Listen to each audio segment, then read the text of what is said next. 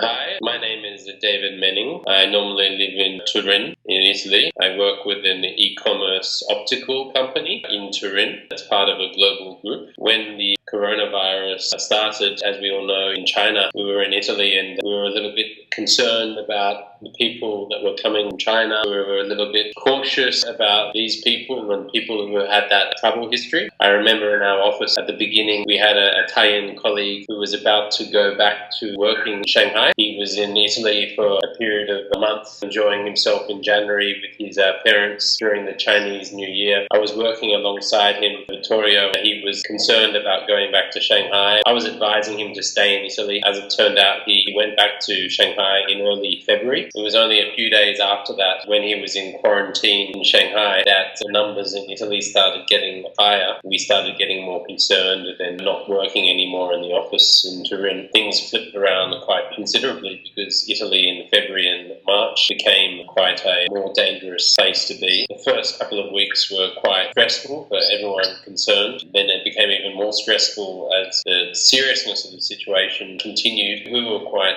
fortunate in that, as being in the optical business, we were allowed to continue to operate. So we were able to continue to receive our deliveries and ship to our customers. Our retail business in Italy was obviously suffered, but we were able to ship the glasses overseas to the foreign customers. Being in Italy during this period was obviously very stressful, and there was a lot of negativity associated with this. But I think at the same time, myself and my family, I lived with my wife and a 3-year-old daughter, and all my colleagues, my workmates, and also my friends. One positive thing that came out of this was the communication that we've had to develop communication channels with our colleagues and friends. We now spend more time speaking to them over the phone or video. That's actually had, I believe, a positive effect on the relationships, because I believe we've had stronger, better relationships, because each phone call, each call is an intentional call. It's like we're checking on each other more than if we were in the physical world, where we would have perhaps more superficial interactions, meaning like seeing each other briefly but then rushing off to do other things. I think we've all benefited and enjoyed the positive aspects that have come from this. Obviously, being in captivity, being inside our apartments for such a long period of time, after 1 month and 2 months, I think at the beginning it was okay, it was novel. It started becoming a little pushing on all our patients, meaning it became quite painful for all of us. But at the same time, it's wonderful to see that in Italy everyone stuck through it and kept focusing on doing the right thing. It was a little bit sad, I think, with regard to some of the older generation who perhaps may not have been heeding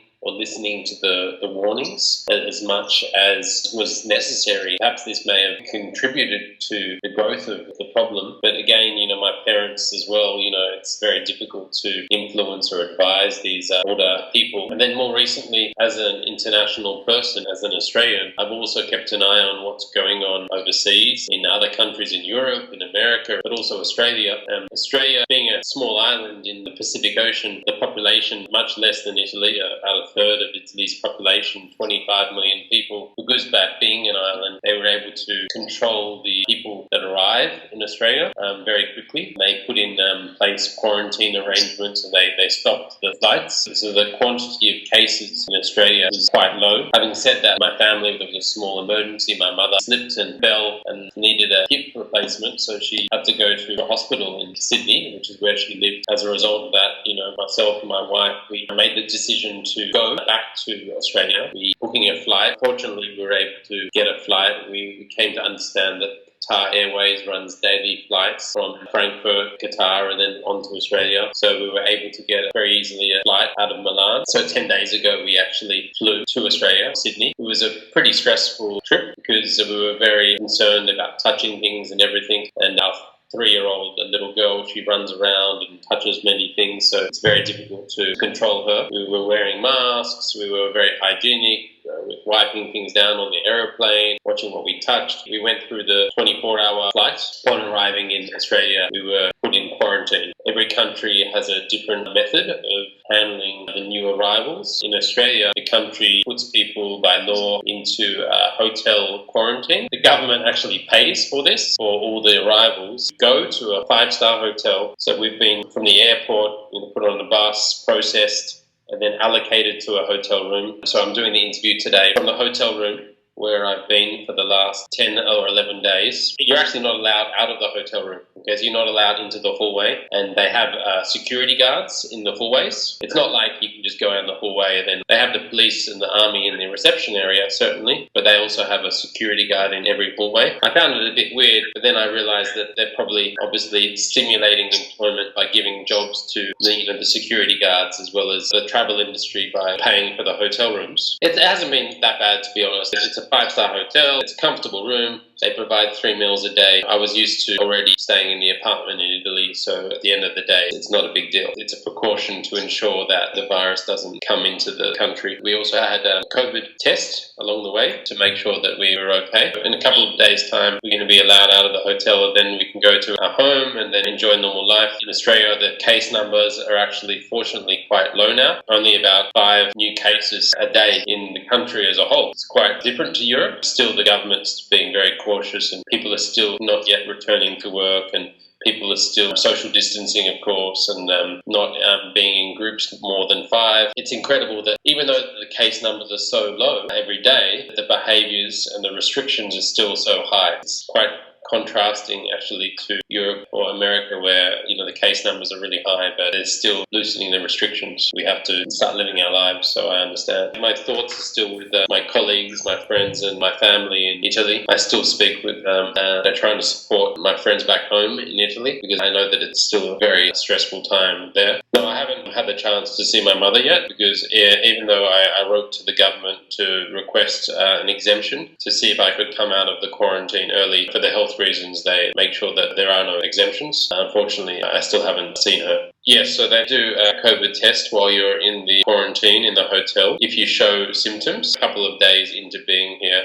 we had a small runny nose, a small sore throat. We shared this information with them out of precautions to be careful, and they did the swab. And they also tested us a week later, twice in the 2-week period, and we were negative. Even if you're negative, you still have to stay for the 14 days. But if you're positive, then they would keep you longer, certainly, until you test negative. I'm fortunate. So I'm doing smart working. During the normal workday, I normally work for 8 to 10 hours a day. I'm quite productive in that sense, and I'm able to continue to work. At the same time, I'm also fortunate that I'm with my wife and daughter, so it's great to be with a kid. You can play with the kid and educate them and spend time with them. My wife also, she spends a lot of time with our daughter, and then also she has a number of her own projects that she's working on, so unfortunately she's also been able to keep herself busy. So, and there's obviously little exercises. I'm in the middle of a push-up challenge, raising money for mental health, which is a little project that a number of people are working on in Australia with an app and, a login and so forth. So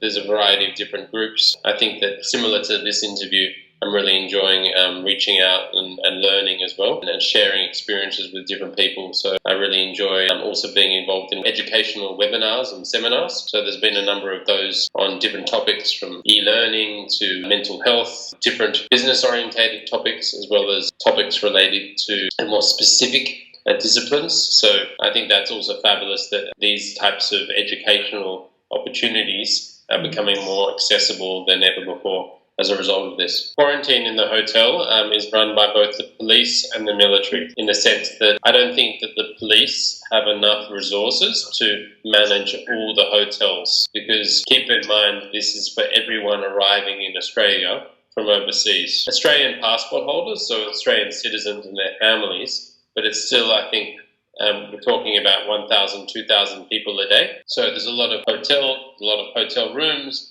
and there's a lot of management involved here. So the police are obviously managing this, but they've called in the Army Reserve. So there's Army Reserve units. So I think in the Army, there's 2 types of Army. There's the full-time Army, and then there's the Army Reserve. So the Army people that I've come into contact with were Army reservists. Those are people that do the Army on a part-time basis, and then when they do the Army, they get paid for their work. So I think it's just another way that the government's been able to stimulate the economy by offering employment opportunities. In this case, paying the Army reservists money to actually work in service in the hotel, supervision. And there's also a number of other staff involved.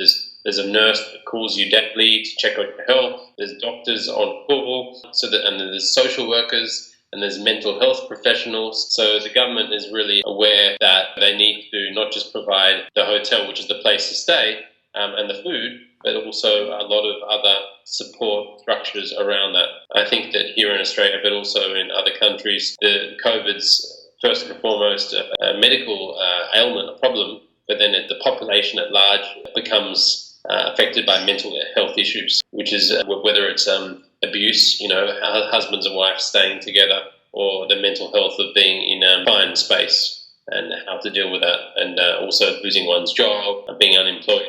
There's a lot of effects that we're seeing as well now. Yeah, if you leave the room, you get an immediate $1,000 fine, and then you risk up to 6 months in jail. Yeah, and there's been stories of, like, for example, I read in the newspaper 6 months ago that, like, some guy sneaks down the fire stairs because he wanted to visit his girlfriend or something.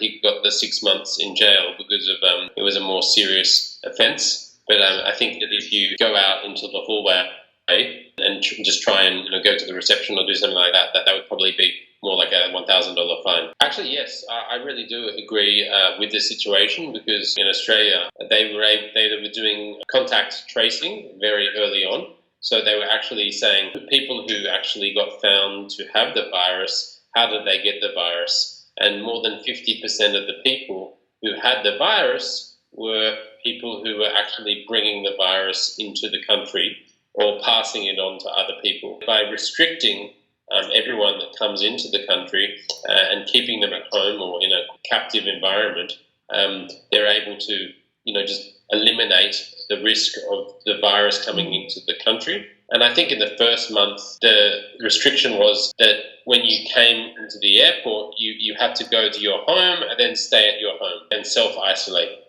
But what happened was people would still go to the supermarket. People would break the rules. They would leave their house. And it was those situations which led again to the virus spreading. I think governments around the world have realized that they've had to do, if they can, something more strict. So I work with colleagues in Hong Kong. And in Hong Kong, for example, people when they arrive, they get processed and then they get given a wristband, which is a Bluetooth wristband, and then they have to stay at their home. But they're controlled with a wristband, which they're not allowed to take off. Human beings, some people will take it seriously, but other people, unfortunately, don't take it seriously enough. And then that risks not just themselves, but, the rest of the population. I think that the more a country can do to control how the risk comes into the country, then obviously it's better for the entire population. Yeah, that's right. So I think that it's not bad from both a stimulus method, a way of stimulating the economy and giving jobs for the economy, as well as also controlling the virus. If a country can afford to do that, that's great. And you can see that already on the news now, they're talking about in the UK that they're going to do a similar sort of quarantine or isolation for people coming in. It was a pleasure, Valentina. Thank you so much for inviting me to participate. Thanks.